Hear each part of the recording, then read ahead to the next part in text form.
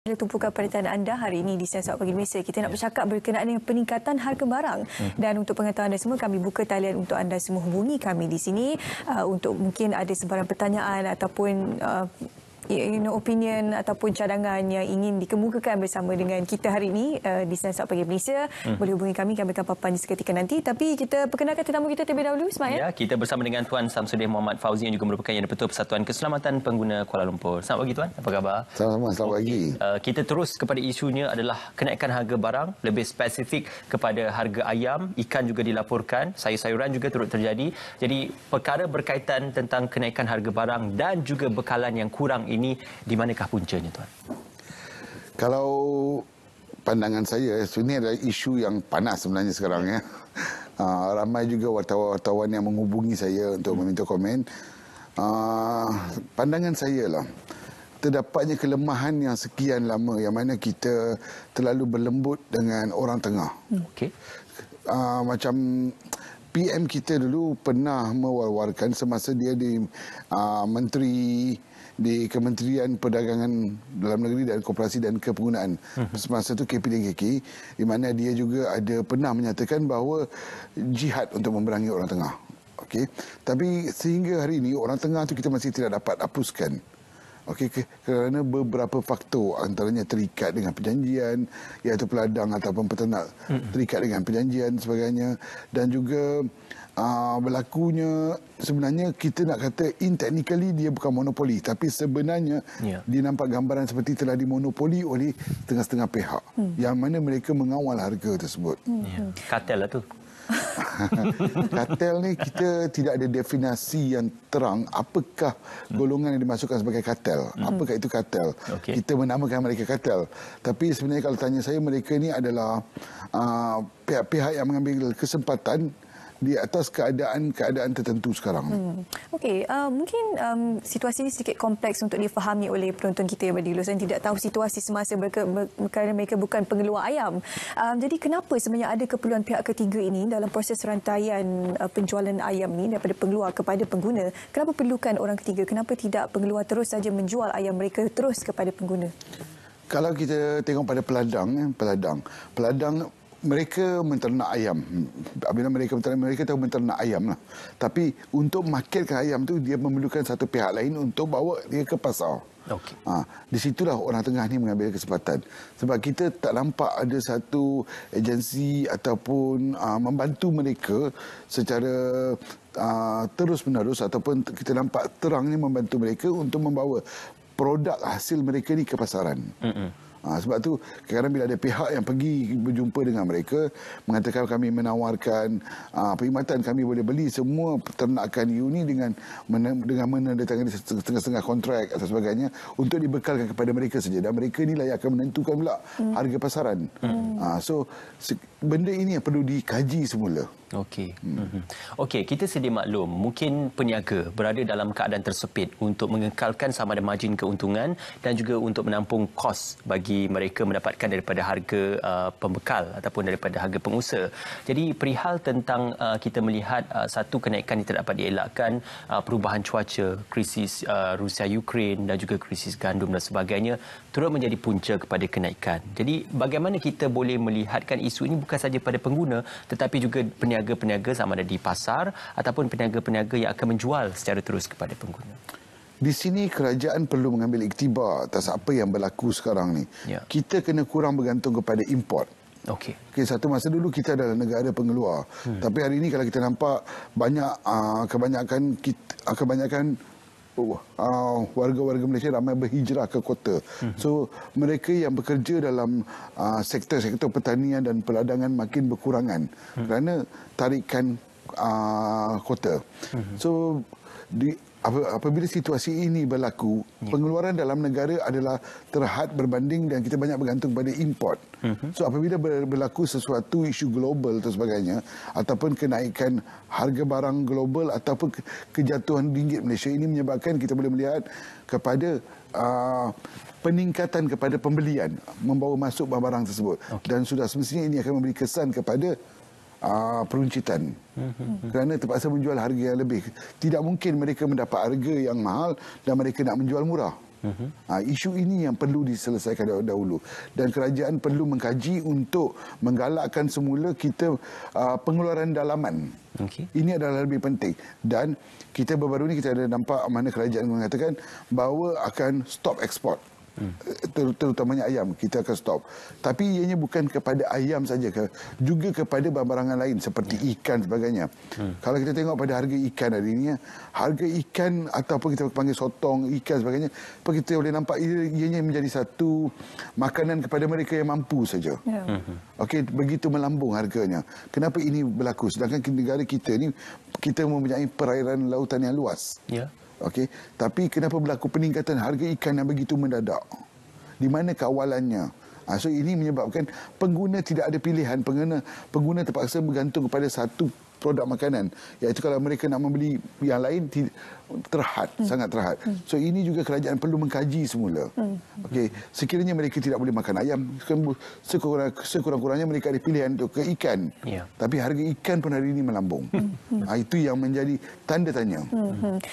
Daripada tadi kalau kita nak cerita berkenaan dengan ayam lah, terutamanya yang memang mendapat isu panas sekarang ini, kehadiran orang ketiga yang dikatakan memonopoli harga ayam ini. Jadi apa antara solusi yang boleh dicadangkan oleh tuan sendiri? Saya pernah mencadangkan sejak tahun 2020 lagi. Kami pernah mencadangkan, iaitu saya sendiri mencadangkan bahawa diwujudkan satu badan yang kita panggil sebagai Suruhanjaya untuk menjaga bekalan-bekalan makanan di Malaysia. Ini penting kerana mereka, kalau kita tengok keadaan situasi sekarang ni, kita nampak punca kuasanya duduk di pecah-pecah. Ada yang duduk dekat kementerian, ada yang duduk dekat jabatan. Contohnya kalau kita kata isu halal, dia duduk di JAKIM. Kalau kita kata contoh isu bekalan, duduk dekat kementerian ni. Kalau kita kata isu monopoli, duduk dekat sini. So punca kuasanya ada pecah-pecah. Walaupun satu masa dahulu pernah diperkenalkan NBOS, National Blue Ocean pernah diperkenalkan. Tetapi hari ini kita nampak pemakaian NBOS itu tidak begitu menyerlah ataupun tidak nampak begitu ketara, dan NBOS itu makin dilupakan. Okey, masa tu NBOS diwujudkan supaya punca-punca kuasa ini dapat dikongsi dan disatukan. Tapi kita nampak kurang keberkesanannya sekarang ini. Saya tidak tahulah kat mana puncanya. Tapi pada pandangan saya sudah tiba masanya kita wujudkan satu Suruhanjaya. Suruhanjaya inilah yang mengawal bekalan-bekalan makanan, penguatkuasaan, perlesenan, garis-garis panduan tertentu. So biarlah Suruhanjaya ini yang menentukan. So maka dengan itu kita akan nampak satu je tempat rujukan daripada kita nak rujuk banyak tempat. Okey. Sebentar tadi tuan ada bercerita tentang mengurangkan import dan juga melebihkan pengeluaran tempatan ataupun pengeluaran dari dalam negara.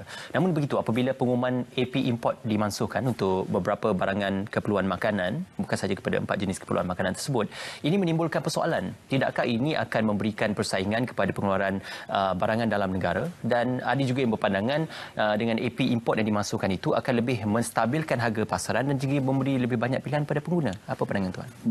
Benar, saya setuju yang itu. Apabila AP import itu dimasukkan, dia akan membuka ruang kepada lebih ramai lagi membawa bekalan-bekalan makanan ini masuk ke dalam Malaysia. Tetapi kita kena ingat, dalam permasalahan sesuatu masalah yang dihadapi, kita ada usaha jangka pendek dan usaha jangka panjang. Okey, saya nampak apabila kita masuk ke AP import ni, kita ambil usaha jangka pendek untuk menstabilkan barangan dekat Malaysia dahulu, iaitu kita ada pilihan untuk membawa masuk yang lebih murah. Okey, seperti mana kita nampak ada satu baru ni, ada satu tuan punya pasaraya pergi ke negara jiran untuk membawa ayam masuk. So kita nampak itu ada usaha untuk menstabilkan harga ayam, untuk merendahkan harga ayam di Malaysia.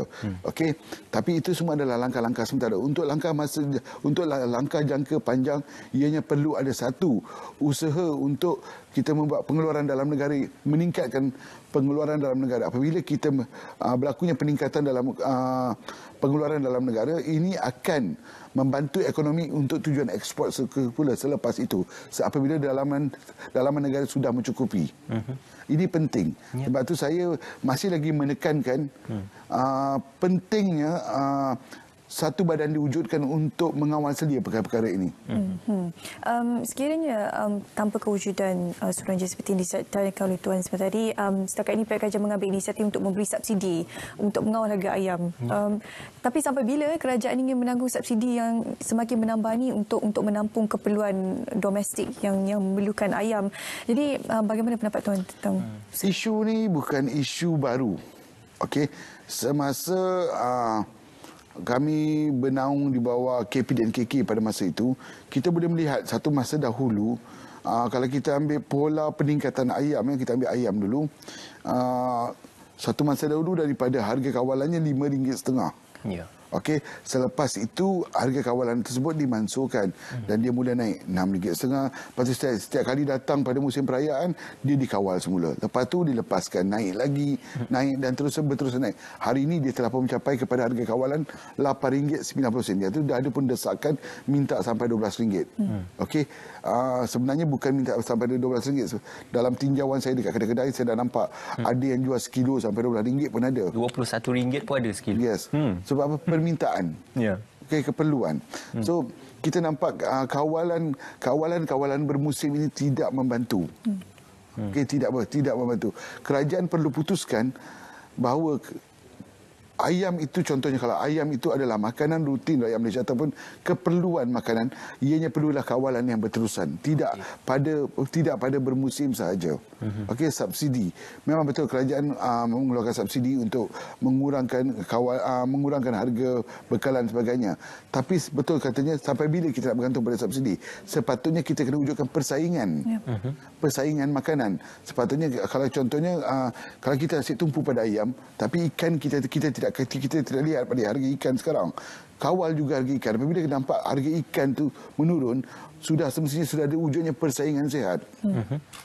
So biar persaingan itu yang menentukan pasaran. Okey. Dalam kita melihatkan kepada penentuan pasaran ini ataupun bagaimana pengawalan harga pasaran ini, ada juga pengusaha-pengusaha, khususnya pengusaha ayam yang tidak berdaftar, ya, dan tidak mendapatkan subsidi tersebut. Jadi mereka berpandangan bahawasanya dengan tidak berdaftar, mereka tidak perlu untuk mendapatkan subsidi dan mereka boleh bermain dengan harga pasaran.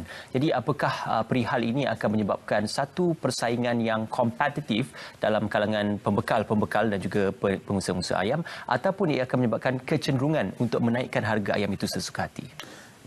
Di situlah wujudnya gagalnya ataupun kegagalan dalam kawalan.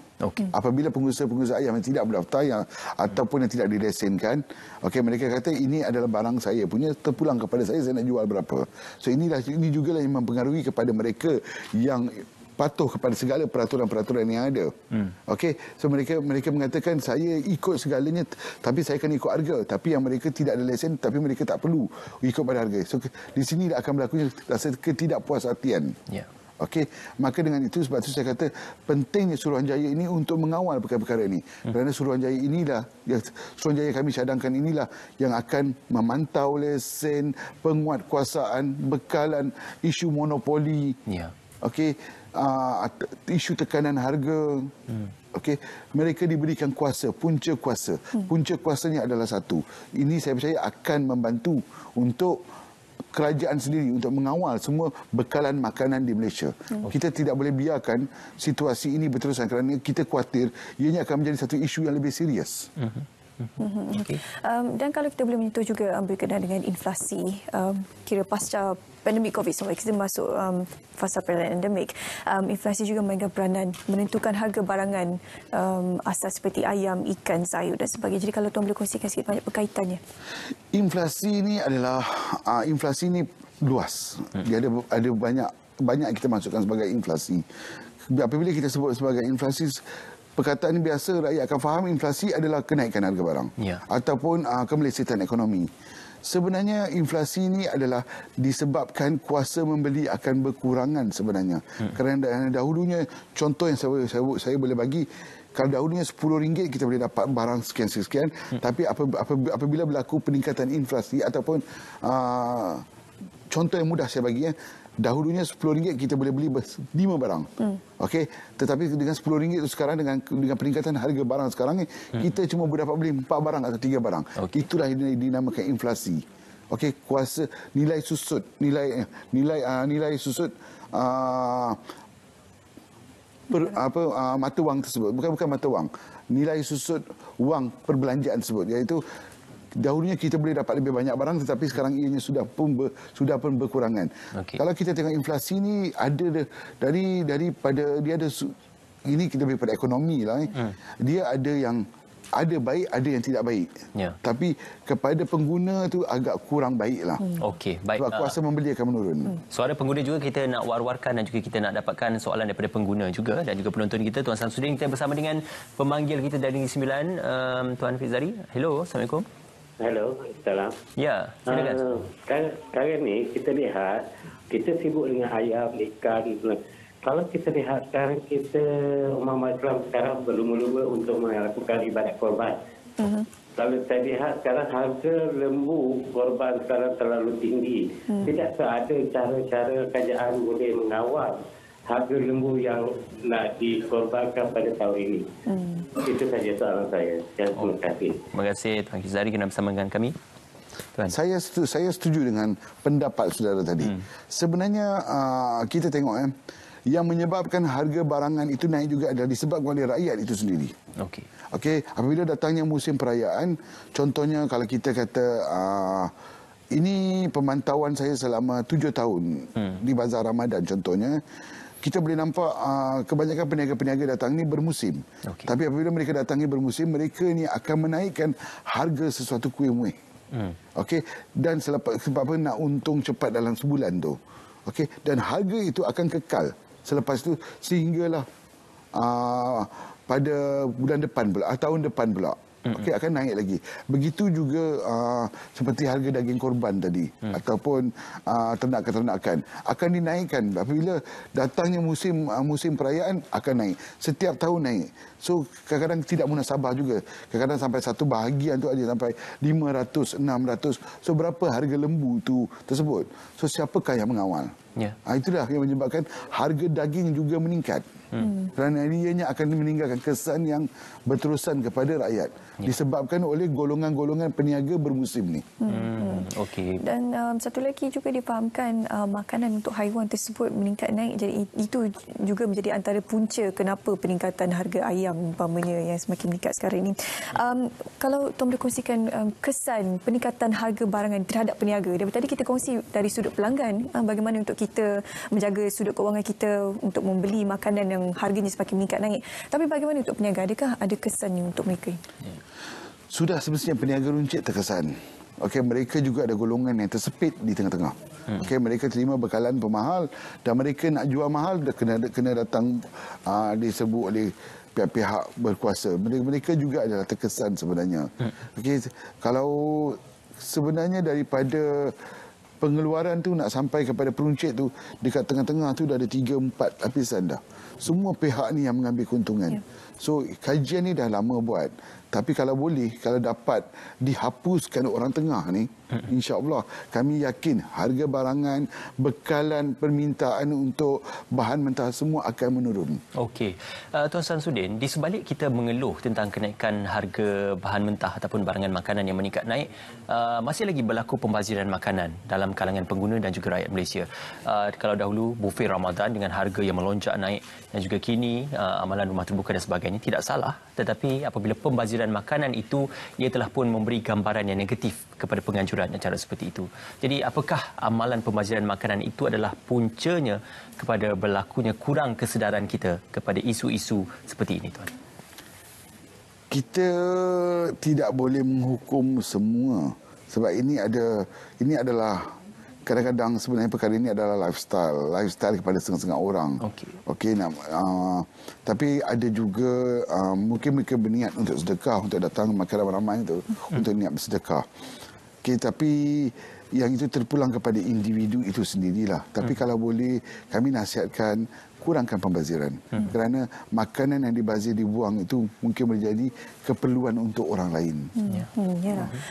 Sebab kadang dah jadi habit kan membazir ni. Beli tak sedar tapi sebenarnya barang tak cukup pun dekat luar kan untuk mereka yang benar-benar memerlukan seperti ayam, ikan dan sebagainya ni. Kalau tadi Tuan ada kongsikan harga barang naik disebabkan oleh ada banyak pihak antara pengeluar dan juga pengguna. Jadi tak dinafikan ada keperluan sebenarnya pihak-pihak tengah ini, contohnya yang Tuan kongsikan untuk pengeluar, mereka nak memasarkan ayam mereka, mungkin mereka tidak mempunyai kepakaran untuk memasarkan ayam dan memerlukan ialah pertolongan atau bantuan daripada pihak ketiga. Jadi sekiranya pihak ketiga ini dihapuskan, bagaimana pula dengan nasib pengeluar-pengeluar ini? Contohnya mereka yang bergantung untuk daripada pihak ketiga untuk memasarkan ayam mereka. Kerajaan perlu menyediakan satu skim latihan. Hari ini kita boleh nampak semua orang memasarkan produk mereka melalui internet dan sebagainya atau laman sosial. Kerajaan perlu melatih mereka ini untuk memasarkan produk mereka melalui medium-medium elektronik. Okey, sudah sampai masanya. Kadang kita pun terlepas pandang kepada mereka cara mereka untuk memasarkan. So daripada peladang biar terus ke pasar. So saya percaya ini akan menurunkan harga. Okey. Tuan, ada juga gerakan ataupun usaha untuk melihatkan kepada koperasi dan juga beberapa institusi lain yang sudah bermula untuk menghasilkan sendiri, membekalkan sendiri dan juga memasarkan sendiri keperluan bahan-bahan mentah dan juga bakalan makanan untuk memastikan ahlinya ataupun penggunanya mendapat manfaat. Jadi apakah ini amalan perniagaan yang baik untuk kita melihat monopoli perniagaan ini berjaya dihapuskan, Tuan? Okey, saya setuju. Kita perlu galakkan lebih ramai lagi yang datang untuk menjadi pengusaha-pengusaha bekalan pengeluar makanan. Okey, seperti kita ambil contoh kita pernah tengok apabila satu masa dahulu negara Malaysia ingin menjadi pengeluar kelapa sawit yang terkenal. Okey, kita pernah menduduki tangga pertama dunia, pengeluar kelapa sawit dunia. Kita pernah duduki tangga pertama. Itu adalah kejayaan syarikat-syarikat tertentu yang mana membuka peluang-peluang kepada peneroka-peneroka datang untuk menanam kelapa sawit. Kenapa konsep yang sama itu kita tidak boleh gunakan untuk makanan? Okey, mungkin kerajaan perlu menggalakkan, memberikan kata insentif tertentu dalam bentuk tidak semestinya wang, tetapi mungkin tanah atau sebagainya untuk galakkan mereka bertani, menternak. Ini saya rasa ini akan membuka peluang kepada mereka dan juga akan membuka peluang kepada pekerjaan. Okey, baik. Okey, kita ada pemanggil di talian daripada Selangor. Hello, selamat pagi. Assalamualaikum. Salam. Di talian. Syabdul Muin daripada Kelang Jaya, silakan. Assalamualaikum. Waalaikumsalam. Ya, silakan. Ketiga-tiga ahli panel lah ya. Mengenai barang yang naik ataupun keperluan barangan masa musim perayaan ataupun luar musim perayaan. Kita banyak agensi kerajaan, koperasi pertanian ada, koperasi haiwan ada, berbagai koperasi. Kenapa tak diberi peluang dan peluang kepada koperasi ini untuk mengambil bahagian dalam mengedarkan barang-barang ini? Boleh tak, Tuan? Terima kasih. Ya, sama. Okey, seperti yang sebelumnya soalan itu. Kita minta maaf sebelum ni masa kami di Kabupaten KK saya tak. Okey, mungkin koperasi sekarang kita nampak keperluan. Tapi ketika itu permintaan itu kurang. Permintaan itu kurang. So sekarang kita galakkan kalau boleh mereka pun turut serta untuk sama-sama membantu bukan sekadar membantu negara tetapi juga membantu generasi yang akan datang supaya kita memastikan bekalan makanan kita terkawal dengan harga yang tidak melampau. Sekarang ini kita belum masuk lagi kepada situasi yang kritikal ataupun melampau, tapi kita tak nak ke arah situ. Okey, agaknya jangkaan berapa lama lagi rakyat Malaysia ataupun keluarga Malaysia perlu melalui situasi seperti ini?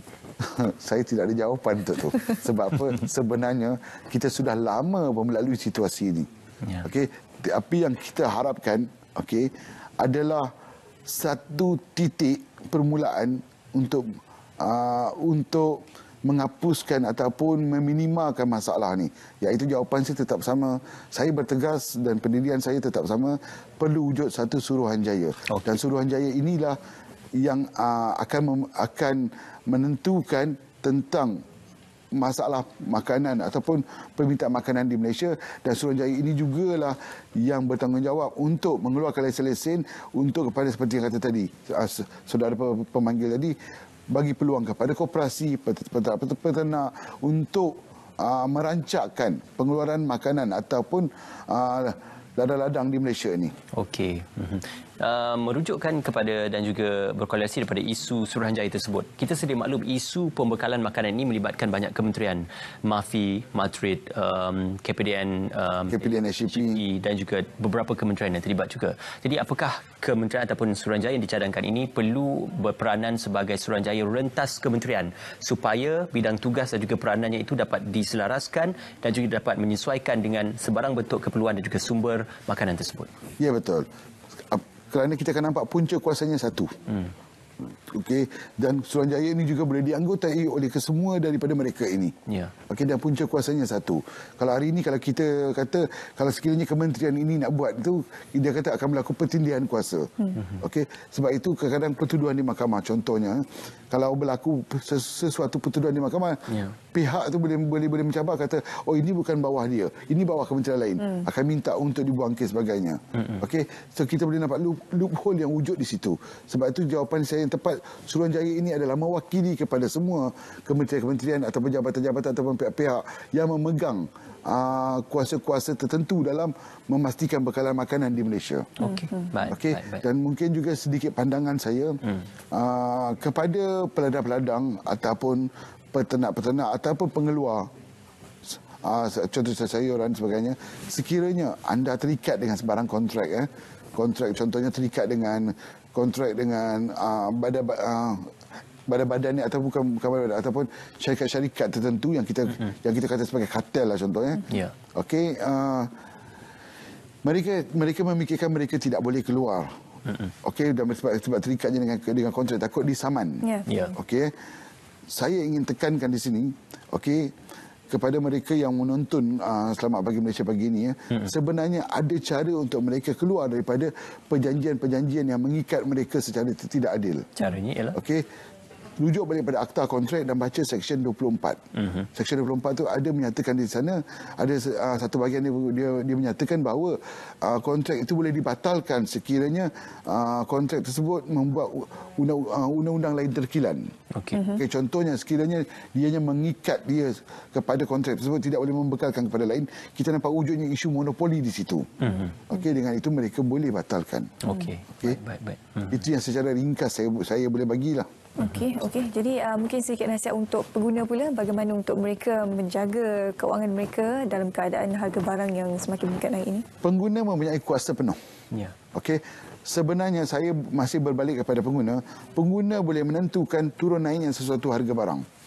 Okey, tetapi pengguna jangan mudah terpengaruh. Seperti pernah dulu apabila menteri kita mengatakan jangan makan ayam, makan benda lain, tapi menteri itu digam kata menteri ayam. Tapi apa yang dikatakan menteri ketika itu adalah betul. Okey, kenapa kita nak turunkan harga ayam? Bermaksud pada ketika itu lagi telah kecoh pasal harga ayam. Pada kalau tak salah tahun 2014 telah kecoh kata harga ayam meningkat dengan teruknya sebagainya, betul. Tapi hari ini pun kita masih lalu situasi sama. Isu ni is never ending story atau isu yang tak pernah habis. So pengguna boleh menentukan, boleh menurunkan harga sesuatu barangan dengan kuasa mereka. Okey, benar. Bila terdapatnya pilihan alternatif dalam sistem ekonomi, hari itu akan mula turun. Beralih. Sekiranya harga ayam itu naik, nanti saya tak mahu dipanggil sebagai NGO ayam.